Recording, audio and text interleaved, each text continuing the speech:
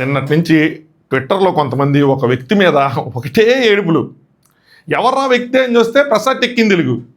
ఎందుకురా అంటే అరే ఆయనకి పెద్ద టెక్నికల్గా ఏం తెలియదు, ఏదో అదృష్టం కలిసి వచ్చి ఏదో ఎక్స్ప్లెనేషన్ స్కిల్స్ ఉండటం వల్ల ఏదో అందరికన్నా ముందు ఛానల్ పెట్టడం వల్ల ఎదిగిపోయి ఇప్పుడు ఏదో ఒక రేంజ్కి వెళ్ళిపోయాడు. కానీ అబ్బే ఏం లేదు అని చెప్పి ట్వీట్లు కామెంట్లు నాకు చూసి మతిపోయింది. ఎందుకురా, సో ఇప్పుడే ఎందుకురా అంటే ఆయన ఒక వరల్డ్లోనే ఒక అతిపెద్ద ఈవెంట్కి ఆయన అటెండ్ అయ్యాడు.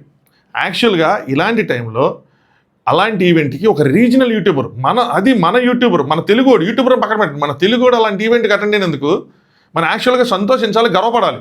ఇలాంటి విషయాలు మనం పాజిటివ్గా మాట్లాడుకోవాలి, అంటే పాజిటివ్ ట్వీట్ అయిపోయినా పర్లేదు. కానీ ఇలాంటి టైంలో ఇట్లా నెగిటివ్గా మాట్లాడుకోవటం, ఇట్లాంటి ట్వీట్లు వేయటం, ఇట్లాంటి కామెంట్లు చేయడం నాకు వీళ్ళని చూసి నవ్వాలా ఏడాలా నాకు అర్థం కాల. బట్ ఎనీవే వీళ్ళ వల్ల ఎప్పుడు మనం ఈ స్కామ్లు గీమ్లు వాటి గురించి మాట్లాడుకుంటాం కాబట్టి ఈరోజు ఒక వ్యక్తి కోసం మనం పాజిటివ్గా మాట్లాడుకుందాం. Let's talk. హాయ్ ఫ్రెండ్స్, నా పేరు Anand, welcome to Anand views. Video నచ్చితే ఖచ్చితంగా లైక్ చేయండి. కొత్తగా చూస్తే ఎవరు అంటే ఛానల్ సబ్స్క్రైబ్ చేసుకోండి. ప్రసాద్ టెక్కింగ్ తెలుగు కోసం మీ అభిప్రాయం కామెంట్ చేయండి, చెప్తాను అసలు ఏం జరిగింది ఏంటని. సో ప్రసాద్ టెక్కింగ్ తెలుగు మీలో చాలామంది తెలిసి ఉంటుంది. ఇన్స్టాగ్రామ్, యూట్యూబ్ రోజుకి కనీసం అరగంటలో చూసే వాళ్ళకి ఖచ్చితంగా ప్రసాద్ టెక్కింగ్ తెలుగు తెలిసే ఉంటారు. సో మొబైల్ ఫోన్స్కి, ఎస్పెషల్లీ మొబైల్ ఫోన్స్కి సంబంధించిన టెక్ రివ్యూస్, లేదంటే అవేర్నెస్ వీడియోస్, డిజిటల్ అరెస్ట్కి సంబంధించిన కానీ, సైబర్ ఫ్రాడ్స్, సైబర్ క్రైమ్స్కి సంబంధించిన కానీ, వాటికి సంబంధించిన అవేర్నెస్ వీడియోలు అలాంటివి ఆయన చేస్తూ ఉంటారు. సో మిలియన్స్ ఆఫ్ ఫాలోవర్స్ ట్విట్టర్లో, ఇన్స్టాగ్రామ్లోనూ ఉన్నారు, యూట్యూబ్లోనూ ఉన్నారు. పర్సన్ విషయానికి వస్తే నాకు పర్సనల్గా ఎవరు తెలియదు కానీ, బట్ నేను ఆయన చాలా సంవత్సరాల నుంచి చూస్తున్నాను కాబట్టి చెప్తాను చూడండి. మళ్ళీ చాలామందికి మనం వ్యక్తులను చూసి గేస్ చేయగలం. ఈవెన్ స్క్రీన్లో చూసినా ఈ వ్యక్తి అలాంటోడు అని చెప్పగల కెపాసిటీ మళ్ళీ చాలామందికి ఉంటుంది. 99% పీపుల్ గేస్ చేయగలరు.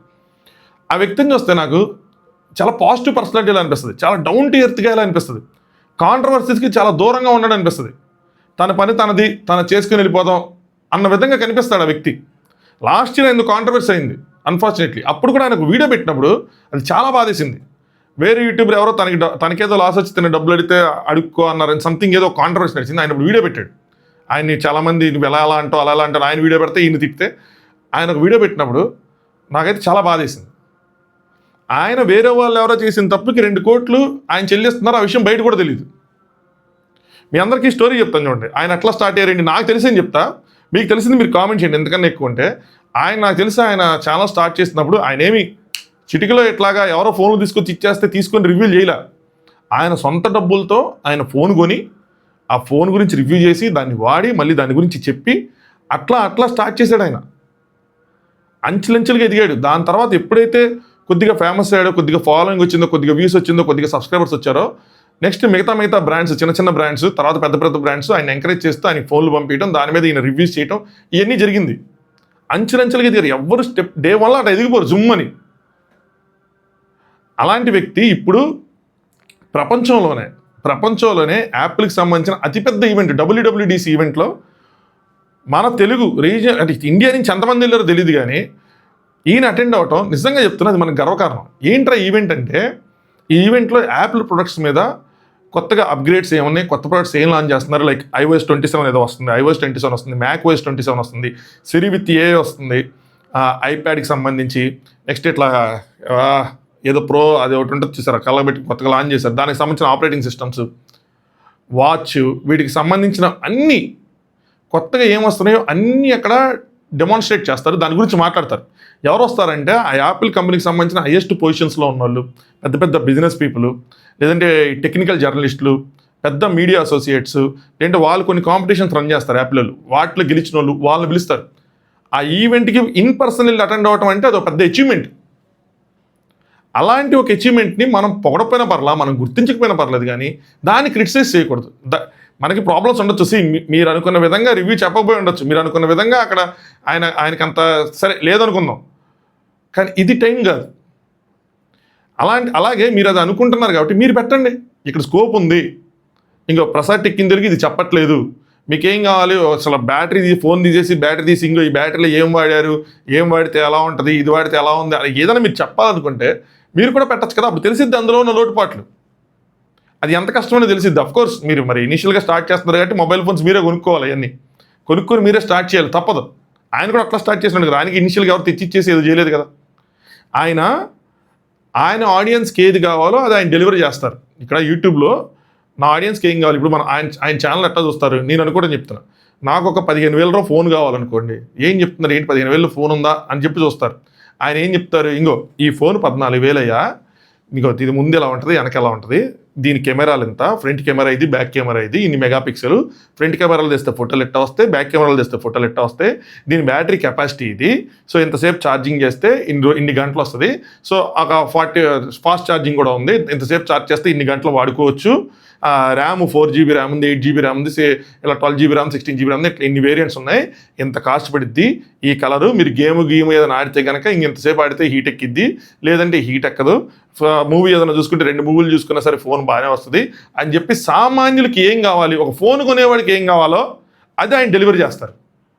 మీరు బియాండ్ ఎక్స్పెక్ట్ చేసే ఆడియన్స్ ఉన్నారని మీరు అనుకుంటే, బియాండ్ ఎక్స్పెక్ట్ చేసే చెప్పగలమని మీరు అనుకుంటే హ్యాపీలీ మీరు స్టార్ట్ చేయొచ్చు కదా. స్కోప్ ఉంది, ఎదగండి. అమ్మో మా దగ్గర ఆ స్కిల్స్ ఈ స్కిల్స్ అంటే బేసికల్గా చాలా స్టార్ట్ చేసే కానీ ఆయన కూడా అన్ని స్కిల్స్ ఉండవు, ఎవరికి స్కిల్స్ ఉండవు. నాకున్నాయేంటి, నేను ఇనీషియల్గా అంటే నేను పెద్ద ఎదిగిపోయానని కాదు చెప్తున్నా, ఇప్పటికీ లేవు, ఎదుగుతాం అంతే, లెర్నింగ్ అంతే. నేను ఇనీషియల్గా స్టార్ట్ చేసినప్పుడు ఆడియోస్ పెట్టేవాడిని. నేను బిగ్ బాస్ ఫస్ట్ స్టార్ట్ చేసినప్పుడు చాలామంది తెలియదు కానీ ఆడియో రివ్యూస్ పెట్టేవాడిని. ఏమో మా ఫ్రెండ్స్ ఏమనుకుంటారో, మా ఫ్యామిలీ వాళ్ళు ఏమనుకుంటారో, మా చుట్టాలు ఏమనుకుంటారో అని భయంతో. వన్స్ నాకు ఆ కాన్ఫిడెన్స్ వచ్చినప్పుడే నేను టాప్ యూస్ ఛానల్ స్టార్ట్ చేసినప్పుడు నేను వీడియో లాస్ట్లో నా ఫేస్ రివీల్ చేసి నెక్స్ట్ నుంచి వీడియో స్టార్ట్ చేసింది. ఇప్పటికీ నాకు భయమే, ఎప్పటికీ 2-3 సార్లు ఫస్ట్ ఇనీషియల్గా వచ్చినప్పుడు నాకు తడబడతా ఉంటా, తర్వాత నేను పికప్ చేసుకుంటా. ఇప్పటికీ ఆ భయం ఉంది.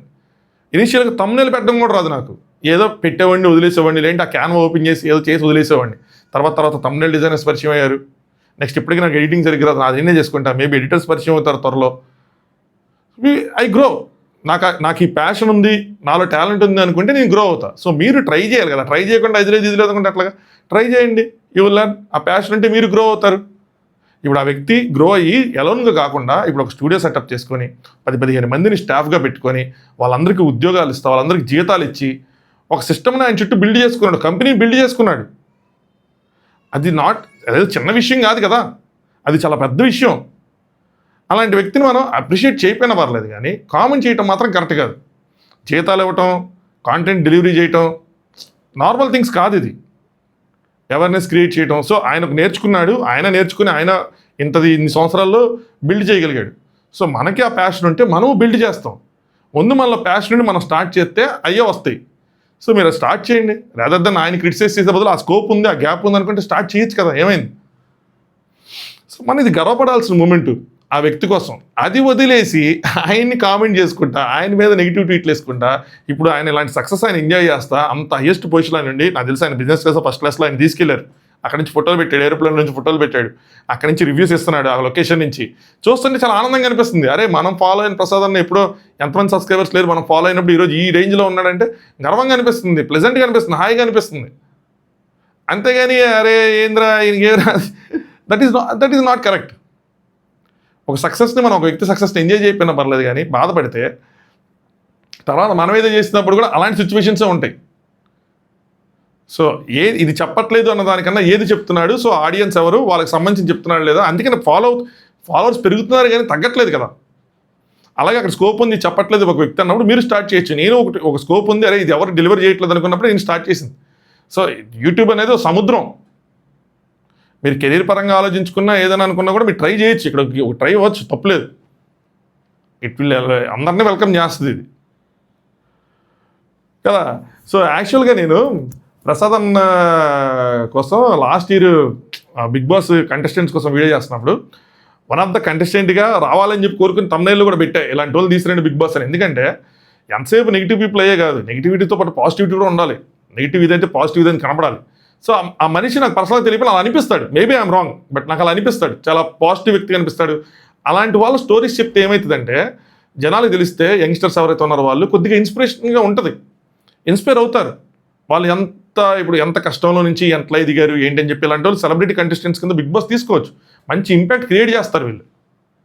ఇలాంటి వాళ్ళని తీసుకుని బిగ్ బాస్లో పెడితే వాళ్ళ స్టోరీ వాళ్ళు చెప్పినప్పుడు, వాళ్ళ పర్సనాలిటీని వాళ్ళు హౌస్లో ప్రజెంట్ చేసుకున్నప్పుడు, ఇక్కడ నుంచి బయట నుంచి చూస్తే మిగతా వాళ్ళు అబ్బా ఎట్లాగా అని చెప్పి మనం కూడా ఇట్లా ఏదైనా చేయాలరా, ఇప్పుడు నాకు ఆయన చూసి అంత దూరం వెళ్ళినప్పుడు నాకు అనిపించింది, అరే మనము మన ఫీల్డ్లో ఎదగాలరా, తొందరగా ఈ ఛానల్లో 1 lakh సబ్స్క్రైబర్స్ చేయాలరా, ఏ విధంగా అయినా సరే, లేదంటే టాప్ యూస్ దాంట్లో 2 lakh సబ్స్క్రైబర్స్ చేయాలరా, మనం గోల్ ఇప్పుడు నేను ఒక చిన్న గోల్ పెట్టుకున్నా, యాక్చువల్గా 50,000 పెట్టుకున్నా బిగ్ బాస్ ముందు. కానీ ఇంత హైయెస్ట్ పీక్స్ ఇలా చూసినప్పుడు లేదు 50,000 కాదు, మనం 1 lakh చేయగలం, 1 lakh చేయాలి. అలాగే అక్కడ టాప్ వ్యూస్లో 1 lakh అనుకుని 2 lakhs చేయాలి అలా అనిపిస్తుంది. అదే కదా మనకు కావాలి.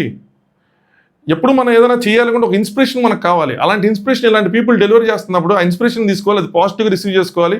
మనం పాజిటివ్గా రిసీవ్ చేసుకుంటే ఇంకో పాజిటివిటీ బయటకి ఇస్తాం. నెగిటివ్గా ఆలోచించుకుంటే ఏమొస్తుంది? రాదు. బట్ థ్యాంక్ఫుల్టీదే మనం ఈ విషయం మాట్లాడుకున్నాం ఈరోజు ఆయన కోసం సపరేట్గా. సో అది ఇలాంటి వ్యక్తులు బిగ్ బాస్ కూడా వస్తే బాగుంటుందని చిన్న స్వార్థం నాది. సో వస్తే కొంచెం ఇన్స్పైర్ చేస్తారు. అంటే లోపల ఏం జరిగిద్దో నాకు తెలియదు కానీ బయట జస్ట్ ఒక గెస్ మాత్రమే. అది సంగతి. ఆయన అలాంటి ఒక పెద్ద ఈవెంట్కి వెళ్ళాడు, ఇంకా రాజేష్ అక్కడే ఉన్నారు. సో ఈవెంట్ జరిగిద్ది కొన్ని రోజులు, దాన్ని మనం చూడొచ్చు అనుకుంటే మనం నేను అంత చూడను కానీ బట్ ఏమైనా హైలైట్స్ ఉంటే ఏమొచ్చినాయి ఏంటి యాపిల్ ఏమొచ్చినాయి అని చెప్పి అవి చదువుకుంటూ ఉంటా. లేదు ఇంకో ఇలా వీడియో చేసినప్పుడు ఆయన వీడియో చేస్తారు, అలాంటి సగం చూసాను అనమాట. అలాంటివి చూస్తూ ఉంటా, మనం తెలుసుకుంటాం అంతే. సో అది సంగతి. Thanks to these people. మనం ప్రసాదాని కోసం మాట్లాడుకున్నాం. నాకు తెలిసింది నేను చెప్పాను. సో తెలియంది చాలా ఉంటుంది. ఆయన పర్సనల్ వ్లాగ్స్ చేస్తారనుకుంటా కదా, అది ఫాలో అయ్యే వాళ్ళు, అవన్నీ చూసేవాళ్ళు, వాళ్ళకి ఇంకా చాలా పెద్ద స్టోరీస్ తెలుసు. సో మీకు తెలిసింది కామెంట్ చేయండి, వీడియో నచ్చితే లైక్ చేయండి, కొత్తగా ఛానల్ చూసే వాళ్ళు సబ్స్క్రైబ్ చేసుకోండి. Thanks for watching. Anand use.